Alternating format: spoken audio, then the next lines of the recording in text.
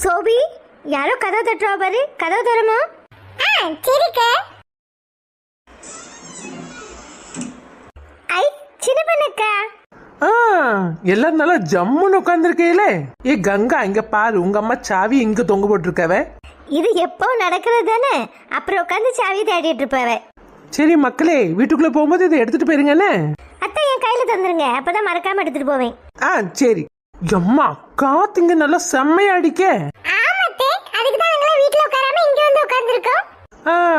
அதுக்குதான் இங்கே உட்காந்துக்கிட்டு முன் வாசலுக்கு வராம இருக்கியே. அப்படியெல்லாம் இல்லத்தே, என்னமோ தெரியல. காபி குடிச்சதுல இருந்து இட்லி சாப்பிட்டதுல இருந்து எல்லாமே இங்கதான் நடந்துட்டு இருக்கு இன்னைக்கு.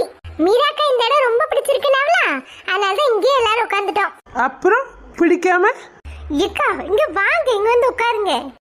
பூமாரி, கொஞ்சம் தள்ளிக்கும் அக்கா. சரி தே. சுபின், கொஞ்சம் தள்ளி உட்காரு. நான் வந்து இங்க உட்காந்து டைம் பாஸ் பண்ணிக்கிட்டு இருக்கேன். வீட்டுல போய் பொருள் எல்லாம் எடுத்துட்டு வரணும். இங்கதான் வச்சு நம்ம பிரியாணி செய்ய போறோம். உங்களுக்கு எல்லாம் தெரியுமா என்ன? ஆமா ஆமா, இப்பதான் பூமாரி சொன்னா. ஆமா, எது விசேஷமா அக்கா? ஆமா, எல்லாரும் சேர்ந்துருக்கோம்ல, அதுதான் விசேஷமே. நீங்க எப்பவும் இப்படிதான் இருக்க?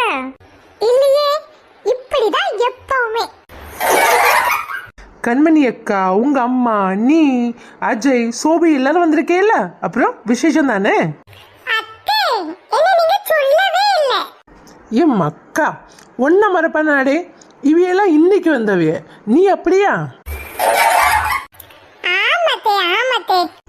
சரி மக்களே, நீங்க பேசிட்டு இருங்க, நான் வீட்டுல போய் எல்லாமே எடுத்துட்டு வரேன்னு.